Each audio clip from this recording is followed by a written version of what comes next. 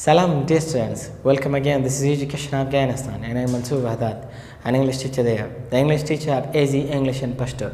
Today is our A28th lesson. We had talked about sentence in the last few years. We had talked about that sentence are divided into, they are classified different criteria. It means that they are classified according to form, according to meaning, and according to structure. We had studied that according to form or according to structure, it was divided into four parts: simple sentence, compound, complex, and compound complex sentence. And we had talked that according to meaning, the sentence is divided into many parts. Some of them we will study consequentially there. Today we are going to talk about the two parts, which are the according to form. They are the types of the sentences. The first part is declarative and the second part is imperative sentences. په تیر درسونو کې موږ د جملو په اړه ملګرو بحث کړی و. نن راځو د جملو په اړه موږ د معنا له مخې او د جوړښت له مخې تقسیم بندي کړې وه. راځو د معنا له مخې دغه د جملو تقسیم بندي چې وه چې په هغه کې ډیکلریټیو، امپیریټیو، امپیټیک، انټاګیټیو دغه جملې پکې راتللې، د هغو نه جدا جدا بحث کوو. ډیکلریټیو سنټنس یعنی اعلانیه جمله، خبریه یعنی ټوله معنا دا ده چې خبریه یا اعلانیه جمله. دغه نوم نه تاسو معلومیږي ګورئ که چېرته تاسو د خبریه نوم واورئ، لکه تاسو ذهن ته به راسې راشي چې دا جمله داسې جمله ده چې کوئی پوښتنه کېږي. نه، ستاسو ذهن ته ځکه دا نه راځي چې دغه نوم نه معلومیږي چې خبریه جمله یعنې دې کې به یو خبر موږ ته څرګندېږي. اعلانیه جمله یعنې دې کې به موږ ته یو اعلان کېږي. سمپلي دغه جمله داسې جملې ته وایي، یو مفهوم یې داسې کنسپټ واخلئ. دغه داسې جملې ته وایي چې په هغه کې موږ ته خبر راکول کېږي، یو څه شي په اړه معلومات راکول کېږي. عموما یو سټیټمنټ پکې وړاندې کېږي، پوښتنه، امر، تاکید، دا شیان پکې نه کېږي، صرف یو خبره موږ ته راکول کېږي.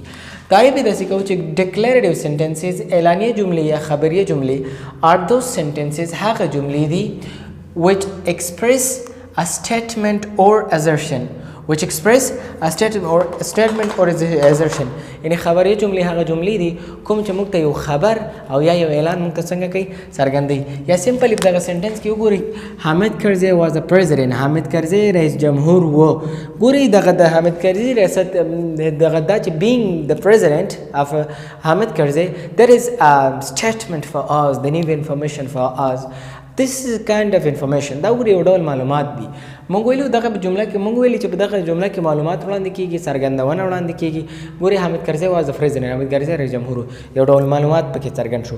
نو هره جمله که تاسې داسې ګورئ چې هغه پوښتنه نه وه، په هغه کې په یو موضوع باندې تاکید نه و شوی، چې هغه داسې نه وه چې په هغه کې مثلا چاته دعا شوې وه، فقط یو معلومات ورکول شوي، دغه ته په انګلیسي ژبه کې ډیکلریټیو سنټنس وایي، یعنی خبریه جمله هم ورته وایي. عموما دغې ته سټیټمنټ هم ویلی شي، د دې لپاره چې دغه موږ ته یو سټیټمنټ او یا ازرشن وړاندې کوي. Yeah, other example you can make, for example, you say that Ahmad is the brother of Mahmoud. Ahmad is the brother of Mahmoud. ګورئ که چېرته تاسو ته دوه جملې راشي، what is your name؟ ستاسو نوم دی and Ahmad is the brother of Mahmoud. What is your name؟ معنا ستاسو نوم دی، Ahmad is the brother of Mahmoud معنا احمد د محمود ورور دی. دغه دوه جملې دي، څوک درته وایي چې په دې کې کومه یوه ډیکلریټیو ده. ګورئ هغه یو پوښتنه ده او دا یو چې کوم نه معلومات دي. دا کوم چې Ahmad is the brother of Mahmoud دی کې سټیټمنټ یو ازرشن موږ ته وړاندې شوی دی. دغه وخت کې دغه هم کومه جمله ده، دغې ته ډیکلریټیو سنټنس وایي. دویم امپیریټیو سنټنس. امپیریټیو معنا امریه جمله. څه معنا؟ امریه جمله. دغه هم د نوم نه معلومیږي چې په دغه کې به یو امر ترسره شوی، خو داسې چې څنګه نوم نه معلومیږي همدومره ساده نه ده، بلکې په دغه کې ډېر موضوعات نور هم شته. یعنې نه یوازې دا چې دغه موږ ته یوازې امرونه څرګند کړي، بلکې دغه موږ ته ډېر شیان څرګندوي چې موږ دلته وایو are those sentences هغه جملې دي which express a command, request, direction and suggestion. وایي دا هغه جملې دي کوم چې څه بیانوي، دغه لاندې شیان بیانوي. command یو امر، an order یو order express کوي، a request یو غوښتنه یعنی یو چا نه غوښتنه کې طلب کې یو څه، direction هدایت چې چاته لارې هدایت کې، همدارنګه and suggestion او د یو چا نه یو خواست کې، مثلا غوښتنه دا هم ده چې دغه د چا نه کې. کله چې دغه غواړي په جمله کې دغه شیان ولیکي، دغه جملې ته باید څه وایي؟ imperative sentence وایي. لکه مثلا موږ وایو sit down. ګورئ sit down کېنه، please don't be late، مهرباني وکړه ناوخته مه راځه. یا turn left چپ طرف ته تاو شه. you should help him، ته باید له هغه سره همکاري وکړئ. ګورئ sit down، د sit down کې ګورئ دا تاسو ته خواهش ښکاري؟ نه، خواهش نه دی، غوښتنه ده داسې غوښتنه هم نه ده. sit down مطلق امر دی. so this is the first part. sit down معنا command. دا لکه یو کمانډ دی، یو آرډر دی چې چاته کېږي، دغه ته څه وایي؟ امپیریټیو سینټینس وایي. ګورئ که پلیز ورسره یو ځای کوي، پلیز ډونټ بی لیټ، مهرباني وکړئ ناوخته کوئ مه، یعنې مه ناوخته مه راځئ. دغلته اوس تاسو وګورئ دا یو ریکویسټ دی، that you are requesting to someone that don't become late, don't be late, please. The word please means that it is a request. turn left. ټرن لیفټ معنا چپ خواته تاو شه. دا عموما یو چاته ډایرکشن ورکول دي. دا هم یو څه په آرډر کې راځي، مګر بعضې وخت کې ایز آرډر راځي، بعضې وخت کې ایز ډایرکشن راځي. مثلا که څوک درنه پوښتنه کوي چې دغه لاره کوم سي تللې، ته ورسره وایي چې go straight and turn left. دا په هغه باندې یو امر نه دی اصل کې. هغه ته ویلی شي چې سیده لاړ شه مګر او چپ خواته تاو شه، یو امر نه دی بلکې هغه ته یو ډایرکشن ورکول دي، معلومات ورکول دي. so this is also called direction. دا د امر په ډول باندې هم کارېږي. امر په ډول یعنې دا چې مثلا چېرته ناستې او یو چاته وایي یو چېرته روان یې البته، او چاته وایي چې ټرن لیفټ چپې خواته تاو شه، په دغه وخت کې دا یو ډول څنګه دی؟ امر دی. همدارنګه که ته you should help him، ته باید له هغه سره همکاري وکړې، دا یو خواهش دی. څنګه دی؟ دغه سجیشن دی، موږ ته دا سجیسټ کوي چې له بل چا سره همکاري وکړو. په دغه شوډ باندې موږ دغه هایلایټ شوی دی چې دغه په خپله څه دی؟ سجیشن دی. نو په ټوله کې نن موږ په دوو موضوعاتو باندې بحث وکړو چې ډیکلریټیو او امپیریټیو سینټینس دی. ډیکلریټیو یو خبر ورکوي، امپیریټیو معنا امر کوي. امر نه یوازې نه کوي، همدارنګه په دغه کې کمانډ راځي، په دغه کې ریکویسټ راځي، په دغه کې سجیشن راځي، او دغه نور موضوعات په دغه کې کور کېږي. دغه امپیریټیو سینټینس چې کوم دی دا زیات وخت داسې راځي چې مخکې ورب راځي، وروسته پسې نوره جمله راځي. مثلا ډونټ go out، لکه په نورو جملو کې موږ داسې کوو چې I go سبجیکټ مخکې راوړو وروسته ورب راوړو. په دې جمله کې زیاتره لکه داسې راځي چې مخکې ورب راځي. هغه ځکه امر عموما مخامخ یعنې مخاطب چا ترسره کېږي، نو دغه سبجیکټ ذکر کولو ته ځکه اړتیا نشته چې هغه ډایرکټ پوهېږي چې څوک یادوي. د هغې لپاره په دغه کې زیاتره سبجیکټ نه ذکر کېږي، او که ذکر هم شي مشکل نشته. تھینک یو. لیټس گو ټو اور سیکنډ پارٹ. Coming towards, follow me. Cheat, chemical, chicken, choose, circle, citizen, cheat, chemical, chicken, choose, circle, citizen. cheat معنا دا دوکه کول. for example یو چاته دوکه ورکې، دوکه کول یا غولول.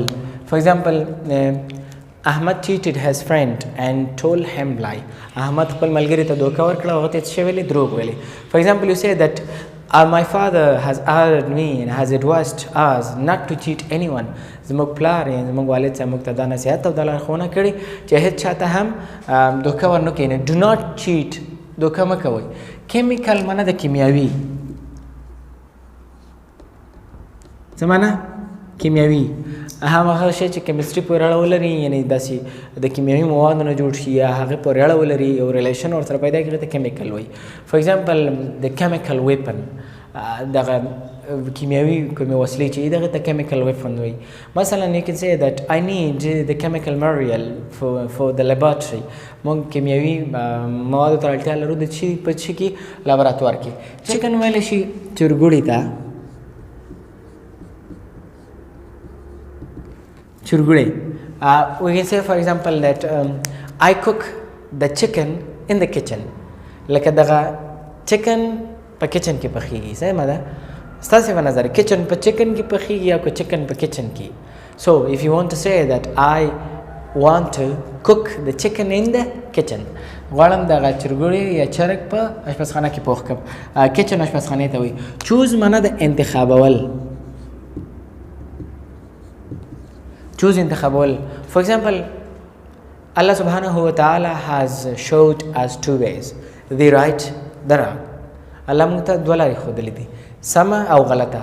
There is belong to us what we choose. دا یې موږ ته هغه راکړې ده چې کومه یوه موږ څنګه کوو؟ انتخابوو. وهدیناه النجدین، یعنې موږ ته دوه لارې ښودلې دي. if we are selecting او choosing every way we can choose. موږ که هر لاره انتخابو ټاکو هغه موږ ټاکلی شو، یعنې انتخابول. سرکل ویلی شي دایرې ته، دایره یعنې دایره. So for example you say that the students have to make the circle. شاگردان یې زده کوونکي دې باید دایره جوړه کړي. یا you can say that please draw a circle. مهرباني وکړئ یو دایره رسمه کړه. the chair they were put like circle style. داسې چوکۍ وي چې د سرکل یعنې دایرې په شکل باندې پرتې وي. citizen ویلی شي ښاري ته. citizenship بیا تابعیت ته وایي. citizen مثلا for example I am the citizen of the Nangarhar province. د ننګرهار ولایت ښاري یم یعنې د ننګرهار ولایت یم چې دغه ځای تابعیت ولري. so چیټ دوکه کول کیمیکل کیمیاوي چکن چرګوړی چرګ چوز انتخابول سرکل دایره citizen معنی ښاري. thank you very much. let's go to our third part, sentences.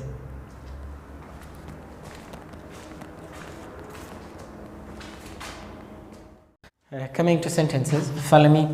Where has Islam emerged from? Where has Islam emerged from? Islam has emerged from Saudi Arabia. Islam has emerged from Saudi Arabia. Which class are you in? Which class are you in? I am in third class. I am in third class. Which school are you in? Which school are you in? I am in Salam High School. I am in Salam High School. Where has Islam emerged from? Islam has emerged from Saudi Arabia. Which class are you in? I am in third class. Which school are you in? I am in Salam High School. Where has Islam emerged from? Mana Islam د کوم ځای نه خپور شوی دی. اسلام لکم ځای څخه خپور شوی دی. امرج په خپل خپرېدو ته وایي. نو په ټوله کې جمله دا معنا شوله چې اسلام د کوم ځای نه خپور شوی دی. اسلام یعنی اسلام has emerged from Saudi Arabia. اسلام له سعودي عربیه سعودي عربستان څخه خپور شوی دی. which class are you in? ته په کوم صنف کې یعنی په کوم صنف کې. I am in third class. زه په دریم صنف کې یم. I am in third class معنا زه په دریم صنف کې یم. which school are you in? ته په کوم سکول څه ته وایي ښوونځي کې یې. I am in Salam High School. زه په سلام علي لیسه کې یم. دغه سکول لیسې ته هم وایي او ښوونځي ته هم وایي. ساده سمپل یو شی دی مګر کله چې ورسره های شي بیا ورته عالي راځي. سمه ده. که چېرته ویچ سکول آر یو ان معنا داسې ما وکړله چې ته په کوم صنف کې که چېرته غواړئ تاسې داسې ټو ډېرو ته ووایي چې تاسې په کوم صنف کې یاستئ همدغه سیم سنټینس کارېږي او هغې دغه انسر بیا پسې وي ورکولی چې دلته I am in Salam High School هغې بیا ویل چې we are in Salam High School. so where has Islam emerged from? اسلام د کوم ځای نه خپور شوی؟ اسلام has emerged from Saudi Arabia. د سعودي عربستان نه. which class are you in? ته په کوم صنف کې یعنی داسې مویلی شي که چېرته ډېر صنفونه وي ته په کوم صنف کې دوی کې بیا یو لاس نیولی شي او ته چې I am in that class په دغه صنف کې او که داسې وایي نو بیا خپل صنف درجه ورته وایه. I am in third class په دریم صنف کې. which school are you in? ته په کوم ښوونځي کې. I am in Salam High School. زه په سلام علي لیسه کې یم. thank you very much. There was the last part of the A28 lesson. Till I'm coming in the another lesson recommending you to Allah have a good, great and best time. If there is any question, any suggestion, you can leave it in comment box, or if you are a former student with us in our CVC classes, let's discuss it there. Have a good time.